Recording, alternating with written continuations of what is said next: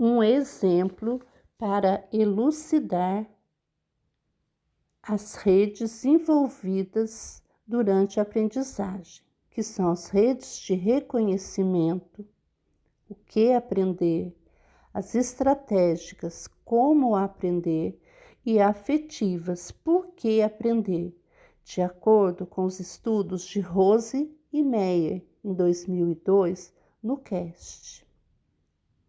Eles trazem para nós o seguinte exemplo. Imagine 2 estudantes ouvindo um poema ao mesmo tempo. O primeiro parece estar encantado com a linguagem e com as imagens que cria em sua mente, estando conectado à atividade e ansioso para aprender mais. Um segundo estudante está cansado, desinteressado. As palavras não significam nada para ele. E este inferiu que poemas são mudos, pois no momento ele está pensando em outra coisa para ocupar o seu tempo.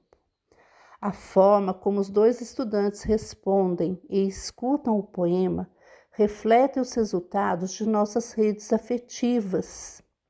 A boa notícia é que o professor pode ajudar o segundo estudante a se conectar ao poema e à experiência da poesia por meio do princípio do engajamento, que é, de acordo com Rose e Meyer, o primeiro princípio do desenho universal da aprendizagem, que vai embasar a elaboração de uma atividade acessível para engajar o segundo aluno na atividade. Há várias estratégias que podem ser utilizadas para ampliar o engajamento do aluno, como fornecer níveis ajustáveis de desafio, oferecer oportunidade de interagir em diferentes contextos de aprendizagem e proporcionar ações de incentivos e recompensas na aprendizagem. Alguns exemplos: utilização de softwares interativos, textos e/ou livros gravados, uso de jogos e/ou músicas, avaliação baseada no desempenho real do aluno, tutoria entre pares, entre outros.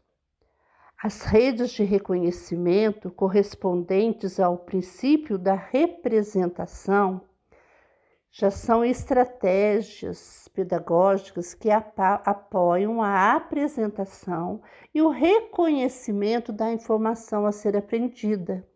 É a relação que se faz com o conhecimento por meio da memória, necessidade e emoções de cada um. A maneira pela qual as informações são apresentadas aos estudantes pode expandir ou limitar seus conhecimentos, podendo demonstrar se eles vão ou não aprender o conteúdo.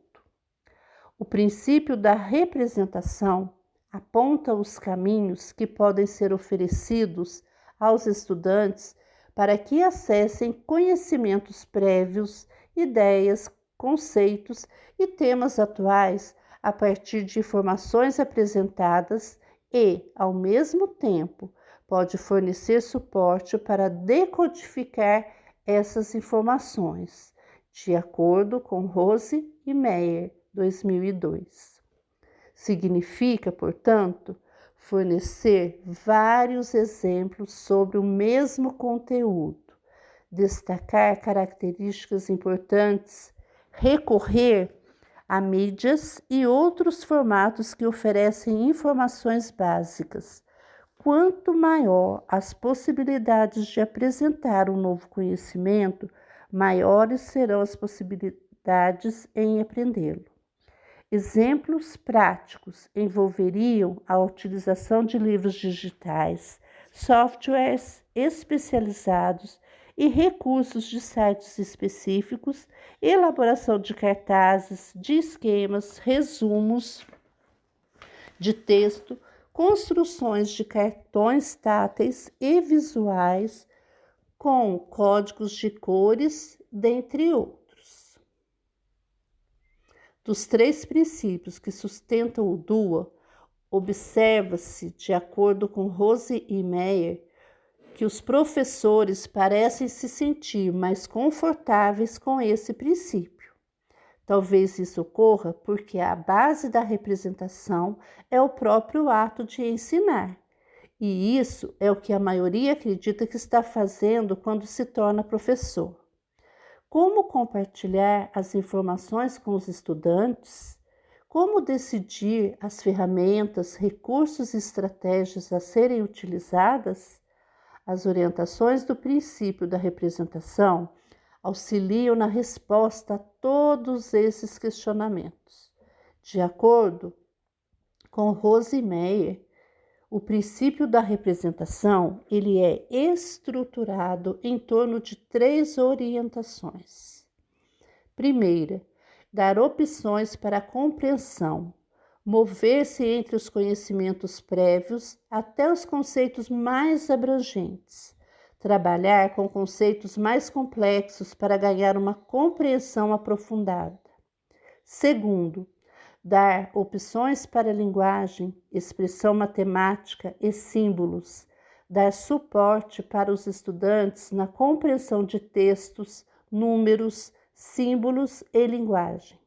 Terceiro, dar opções para a percepção, a adequação de informações auditivas, visuais e concretas. São estratégias do princípio de representação, ensinar vocabulário a partir de objetos concretos e demonstração, relacionar problemas de matemática e vocabulário com conhecimento prévio, aplicar problemas a situações de vida diária, encorajar a elaboração de desenhos para traduzir e visualizar problemas com palavras, fazer duplas de aprendizes, sendo um do público-alvo da educação especial e outro não, formar grupos heterogêneos durante atividades de aprendizagem coletiva, realizar conexões interdisciplinares entre o que os alunos estão aprendendo em outras áreas, reescrever problemas de palavras em termos simples, criar bancos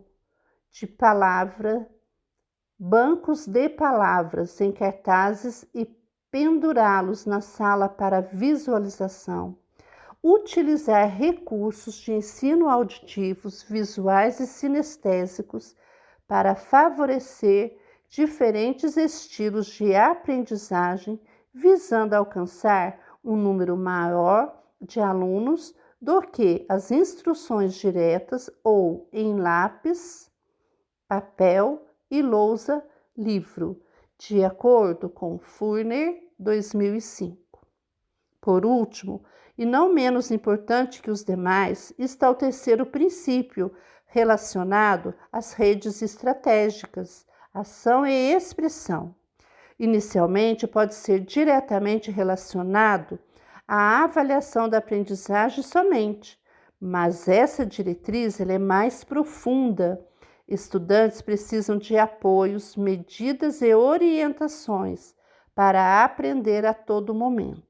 Desse modo, o princípio da ação e expressão pensa nas estratégias utilizadas para processar a informação a ser aprendida, de acordo com Nelson 2013, visando a disponibilização de modelos flexíveis de demonstração de desempenho e buscando oportunizar a prática com apoio, de modo a fornecer feedback relevante, contínuo e proporcionar oportunidades flexíveis para demonstrar competências.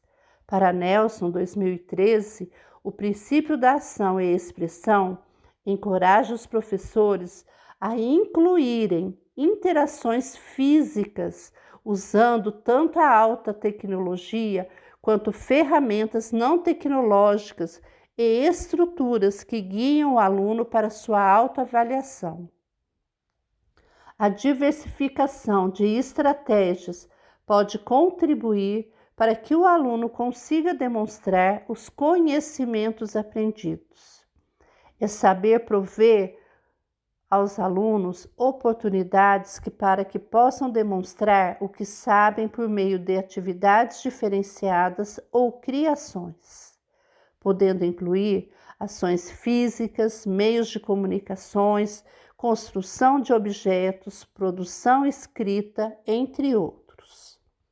São exemplos de estratégias utilizadas para alcançar este princípio, a elaboração e utilização de mapas conceituais construídos online ou em papel, de modo a proporcionarem aos alunos um mapa gráfico evidenciando a aprendizagem.